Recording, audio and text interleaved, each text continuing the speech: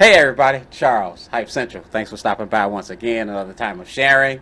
I'm going to get out of me what's in there, and then I'm going to go back to my neutral corner. But before I go any further, let the words of my mouth, the meditations of my heart, and the stewardship of these hands be acceptable in thy sight, O Lord, my strength and my redeemer. O Lord, how excellent, how excellent, how excellent,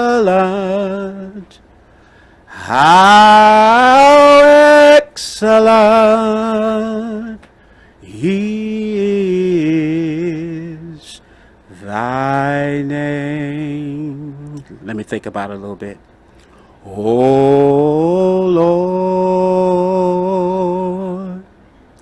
how excellent,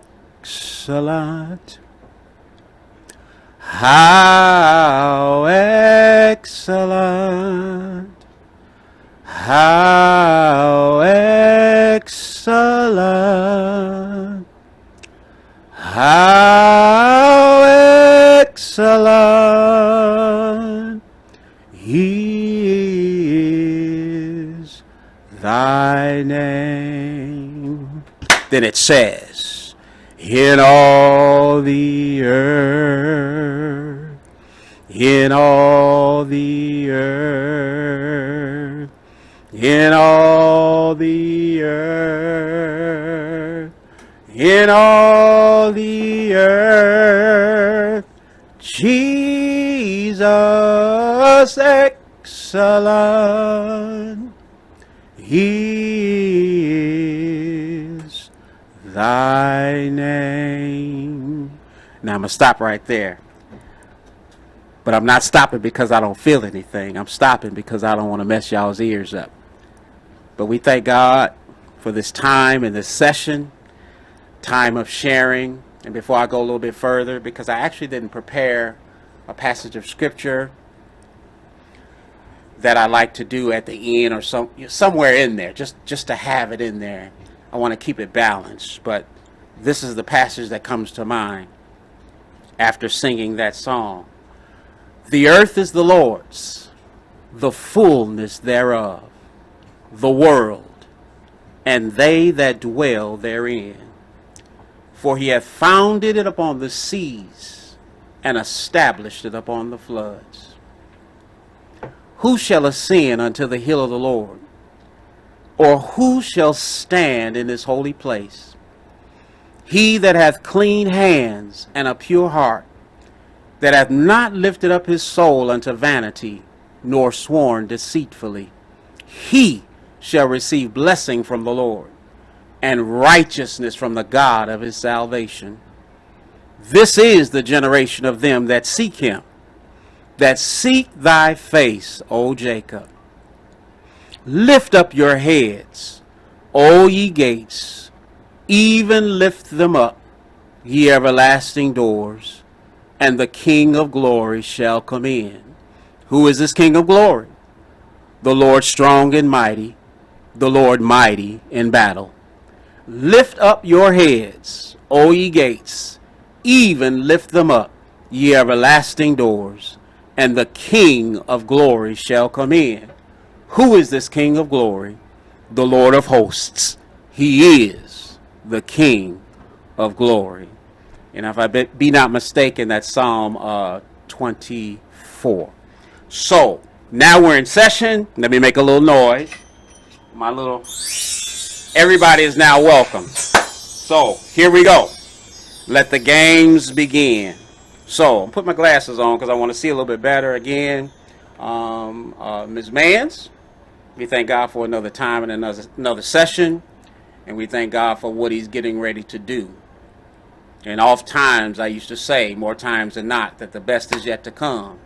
And I'm going to say further, eye hath not seen, nor ear heard, neither have entered into our hearts the things that God has prepared for them that love him. Do you love him on today? So, let's begin. I'm not going to delay. As I said last time, The last session, there were like, I think, a number of recordings that we collaged into 3 sections. I don't know what it's going to be, but it's going to be released right away. I told her don't sit on it this time because we're still trying to recoup from that downtime over vacation. I want to get back in a rhythm of at least once a week offering on my part of actually doing this before I send out the recordings. So let me give you what I gave you on the other day. So I thought we were going to come forth a couple of days ago, but it didn't work out that way. There's a lot going on. The kids are back in session. Schedule's a little bit different. There was some interviewing going on and things of that nature. A lot going on. But a couple of mornings ago, this is what came to mind when I got out of bed. It must be something I need to put out there. I don't know why, or maybe it's something for you. But, we'll chuckle together when I get it out. Here we go. It starts out like this. A scrub is a guy that thinks he's fly and is also known as a buster. Always talking about what he wants and just sets his broke ASS. So no, I don't want your number. No, I don't want to give you mine. No, I don't want to meet you nowhere. And no, I don't want none of your time. And no, I don't want no scrub. A scrub is a guy that can't get no love from me.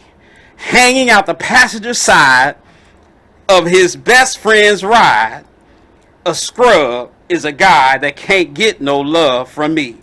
Again, hanging out the passenger side of his best friend's ride, trying to holler at me.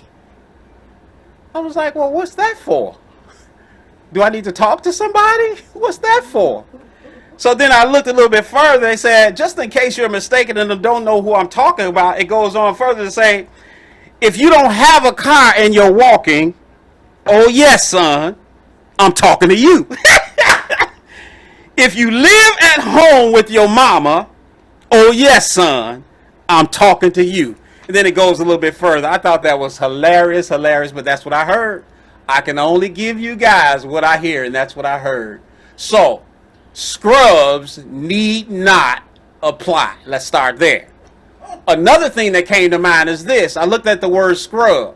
And then if you drop the talk about me, please pray for me. But if you drop the CR, is that better? And the CR, then you got subs. So subs need not apply either. So we have TLC to thank for that tune and the inspiration from divine, the inspiration from spirit. That's what I heard, and that's what I'm giving. So it was performed by TLC. It was written by Candy Burris, Kevin Bridges, Tamika Cottle, and then, of course, please rest in peace, Lisa Left Eye Lopez, to all that were connected to her and or her fans. Another thing, I wanted to look up scrub. What is a scrub?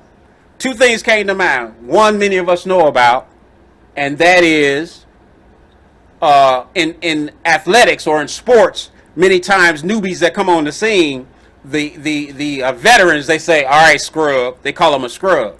And then another definition of scrub is this. They said over centuries, this word was used as a slur to denigrate prostitutes and even black people for a season. So scrub. So I'm covering it all. Scrubs, I don't want no scrubs. Subs need not apply. And then we're going to go on from there. So thank you, TLC. And the reason why I always give the names and who performed it, intellectual property is important. I want to make sure everybody's getting the proper credit. And then another thing I thought about before I move on is when we hear these songs and the music behind, sometimes the musicians are left out. Just the subtle nuances of certain instruments and certain sounds can either make or break a song, and I think it's important to acknowledge them as well. So we're going to move on a little bit further. Many times you hear me talk about first natural, first spiritual. I don't know how long it's going to be, but I'm going to convey what I see. I thought it was a special time to bring this this little share out. So I'm gonna get to the share next. But before I do that, first natural and then spiritual. Some of us, you know, we get excited because we're chosen. We get excited that we're called. At least we kind of walk that way. I guess there's nothing wrong with that.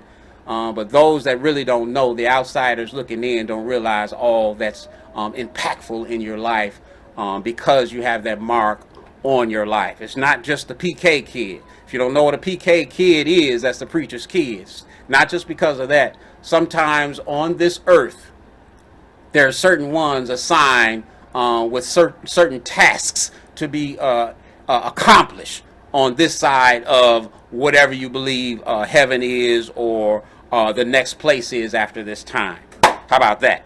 So, I remember.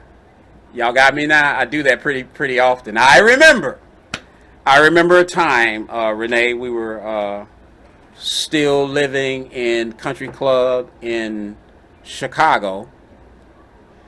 And I rode the Metra Electric train. That's the train that rises up above. And based on where I work, the train let me off just on the other side of the heart of downtown on Michigan Avenue. But I saw a reoccurring thing happening on my way at home over a probably 2+ month period. And this is what was happening. I'd get on the train at the end of my workday.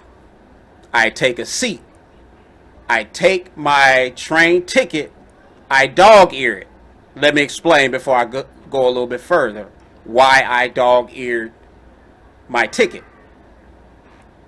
The day job I had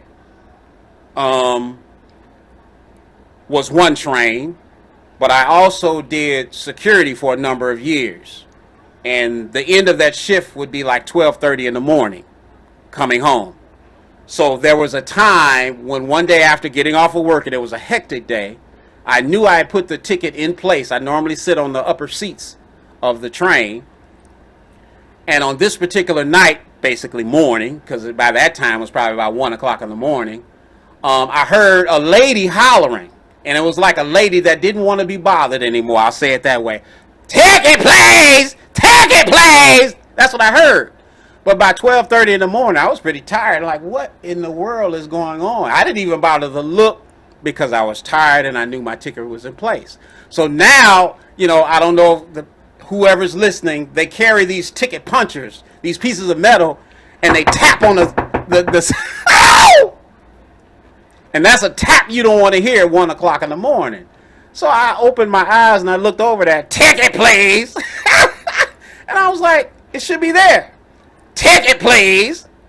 So I was like, well, I don't know what happened to it. I said, maybe somebody took it because I wasn't about to look for it. I said, well, maybe it fell on the floor. And then when I saw she wasn't making any motion, we both looked down together, and sure enough, that's where the ticket was. So from that day forward, I always dog-ear my ticket. I know that took a lot to get to that point, but that's just my makeup. If y'all don't know me by now, it is. So back to the story at hand. The Metra Electric, which is a different train. I get off of work approximately 2:30. I'm on the train between 2:30 and 3, and I place a dog-eared ticket in the slot where it belongs. So the conductor was coming by, and I had probably must have dozed real quickly because I start work early for whatever reason. I always get up early. I always start early. I like to get this, you know, early worm catches the worm and then some. But anyway, I must have dozed off for a second, and there was a man standing on my right side, kept saying, ticket, please, ticket, please. And I was like, he can't be talking to me because I know my ticket is there, Mrs. Mans. And then he stood there some more, ticket, please, ticket, please. And I finally opened my eyes, and I looked, and sure enough, the ticket was there. So I looked at him in his eyes, then he took the ticket, punched it, and walked away. I was like, huh. Okay, so and mind you, I counted as done. Didn't even think any more about it. 3 weeks later, or so, the same routine. I'm up on the train going home, dog-eared ticket in place. The conductor comes by, and he asks, ticket, please. ticket please. And I said to myself, I said, self, I'm not looking because I know my ticket is there. And the person kept standing there saying, ticket please, ticket please. And then finally, just because of the fact I can feel his presence standing there, I looked over at him, and it's a he. Now he acknowledges the tickets that's there. He punches it and walks away. And now I'm thinking, what is that about? The ticket is there. So about 3 weeks later again, I'm talking to the chosen. I'm talking to those that are pressed sometimes for no reason whatsoever. So about 3 weeks later, I have a friendship that was cultivated on my day job. He has a messenger service. And I happened to see him in the heart of downtown, so we walked to the train together. We were kind of heading in the same direction. So we continued this discussion, and he got up top with me on the top rail of the train, and we sat down. He had like a 10-day ticket or something like that, and he held it in his hand. But myself, as normal, I put it in the ticket clip, and we continued the discussion. I didn't even think any more about the ticket being there. The conductor comes by. Alan, my friend, he takes his 10-ride ticket and he punches it and gives it back to him. And I'm sitting immediately to the right of Alan because we're talking like this, back and forth. And he stands there and says, ticket please, ticket please, ticket please. I never said anything, and Alan says, why are you asking him for his ticket? And it's sitting right there. At that point, he proceeded to take the ticket and then punch it. And he looks at me, Alan, and he says, why? I just raised my hand. I don't know. I don't know why. But what the conductor didn't know, whether Alan did anything or not, Alan's messenger service carries the paperwork for Metra, periodically sending it to the bigwigs. He says, I'm going to reach out and let them know what's going on. But because Alan said something was the only reason why I decided to go to the station and make an official report on the guy. And wouldn't you know it, while I was standing there, another customer off on the side heard me, and he says, yes, he does me the same way. So for whatever reason, picked out to be picked on. And who knows? Is it because of the light? Is it because of the calling? Or is it just simply because of, pray for me, outright ignorance? Yes. How about that? Moving on. Let's get to the story at hand. We put out on yesterday kind of a sneak peek. What you see rolling behind the machine on the screen. Like I say, I like to have movement off to my side, and thanks to Renee, that's what you're seeing. So we've got global positioning system, or something else, better known to you as GPS. It's just a story, y'all. I'm just going to share a story. And the reason why I'm sharing it, let me tell you why I'm sharing the story before I get right into it. The reason why I'm sharing it is I need to open up a slot for other happenings to take place. I don't want to keep sitting on this because I want to make room for something else. Those of us that are looking to get something, sometimes you got to move some stuff out of the way so you can get. So I'm looking to get. So let's get it. Let's get it now. So I wrote down for myself like bullet points, and I labeled the bullet points using the alphabet A to Z. So it's almost all of them A to Z. I'm sorry. So if you want the middle, kind of round it up what you see. If you see, 2 or 3, whatever, kind of, if you want to just get to the home base.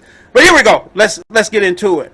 And every now and then, if something pops in, or I'm led to speak on something, I'll holler sidebar, and we'll go from there. But let's get into it. For myself, I call this before GPS. and you'll understand why. On this particular day, gorgeous day, 70, 80 degrees. Karen Carpenter sung this song, not a cloud in the sky, got the sun in my eye. How about that? B, I made some progress with this company that I mentioned a couple of videos ago. A company I mentioned, House of Shutters, Blinds and More. Remember me speaking about walking around in the back room, and I'm looking up at the ceiling tiles, and I'm musing on what I would like to see going forward in life. So I don't know how you do your affirmations, manifestations. I wasn't even thinking of that. I just thought it was the thing to do, that you're not going to be where you are always. So that place, yes, that place I was talking of. And we were right in the heart of, in Chicago, they kind of call that area Boys Town. I was 3017 North Clark at the time. And progression had happened. And they had granted me a store at 444 North Wells to go in as a manager or manager's trainee. But whatever it was, I was now a part of the group that had to go to a manager's meeting. And this was going to be the first meeting that I was going to. And I was feeling pretty good, because for me to have that happen, the person that I am, look in the camera, what you see, having the opportunity to manage one of their stores, and it was, I believe it was a monetary improvement as well. Miss Mann's correct. I don't remember what the dollar amount was, but there was also an elevation in dollars, and I think a percentage off of sales as well. But anyway, they had a meeting that morning, and I headed out. Feeling good. I'm messing, y'all, because I'm not big on cologne. Smelling good. Looking good. I'm just high on the hog, high on the horse. No offense. But I headed out. Beautiful day. And I jumped in the car. Y'all remember that car I talked about, that 79 Regal, on another occasion? When I was talking about the instance with Radio Shack, when I woke up from this very job. Remember I talked about it, it closed down and all of that. So this is pre that. So I'm in that car, the 79 Regal. And I decide as I'm going out, I got time to spare. I always try to leave a little early for just in case. And this was probably the late 80s, I guess. Late 80s, I guess. And anyway, I headed out. Jumped in the car. And I saw this expressway. I said, I never rode that expressway. I think it was I-94, 94. And I jumped on. You know, I was like, this got to be headed. The meeting was in Arlington Heights. That's where the meeting was to be, in Arlington Heights. So I jumped on the expressway and I headed out. And I started looking at the signs, the signs letting you know where you're headed. And I started seeing Mundaline. I was like, that don't feel like, and that don't look like the direction I need to go, because I need to head west. And this is where Arlington Heights, Illinois is. So, not to get stuck on the expressway, I looked for the first off ramp to get back corrected in the direction I needed to go. So, whatever that road was, and believe me, I tried to track it down what road it was, because again, this is pre-GPS. I don't think they had, if any, very few vehicles that had navigation in it. The 79 Regal, I'm here to tell you, didn't have it. How about that? So I headed down the road, and it was a 2-lane roadway.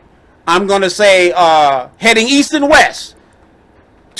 I was on the road heading west, and what was coming at me was heading back east, probably to the expressway I just got off of. And the speed sign was noted to be 45 miles an hour. Now, mind you, being a newbie to that road, I'm driving and not knowing where I'm going. I'm apprehensively doing, if that's a word, doing the 45 miles an hour. And if I am, I'm doing exactly 45 miles an hour. But the people that know the road, they're on my bumper. They right there because they want to get by or get around. So as I'm going along, some time had gone. I was like, where am I at? Where is this going? And then I heard somebody say, I heard over my ear, look at your gas needle. So I looked down at my gas needle. The day started out pretty good, feeling good, smelling good, looking good, but I was getting a little anxious. Talk about me later.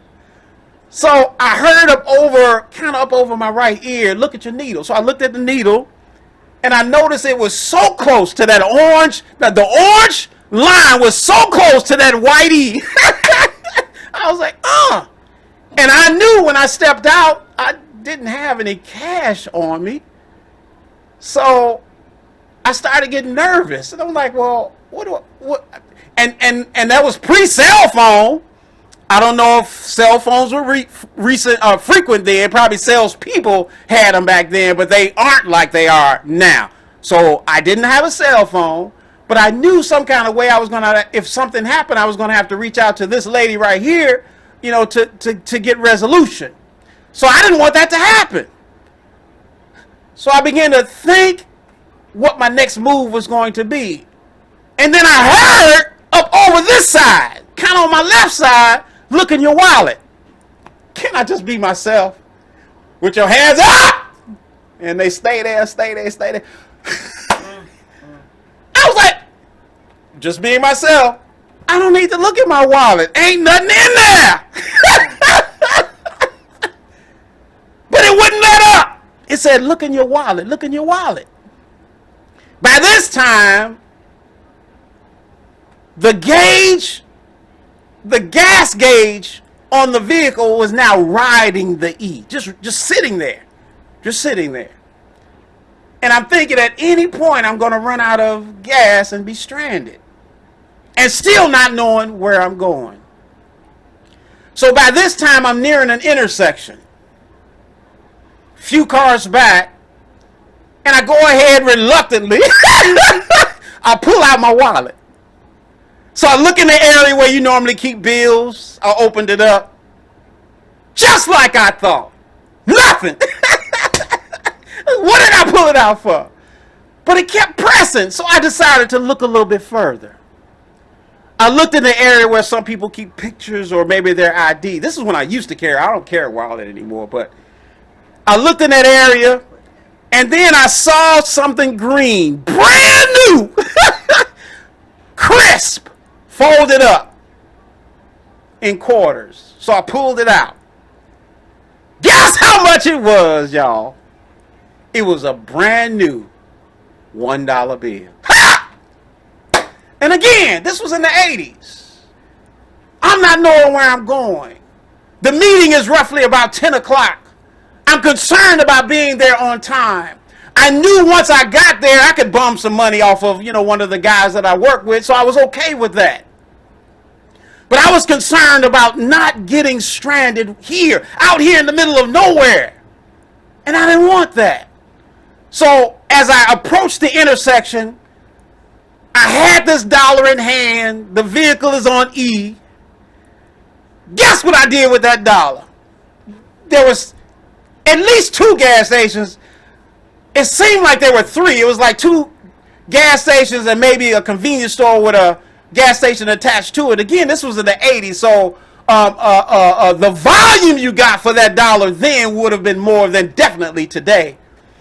But I felt like something divine was happening.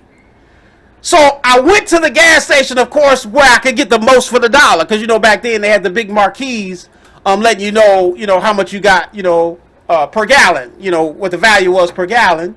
So I went to one where it ended up being Amoco, where I could get the most for that $1. And because I felt like something special was happening, I went into the gas station. Y'all talk about me later. I'm talking about GPS before GPS. I walked in the gas station. I held my $1 up high. Anybody ever been there? Oh, you got some change, you put in there, and you rush out, you put it on the counter, give me this a gas.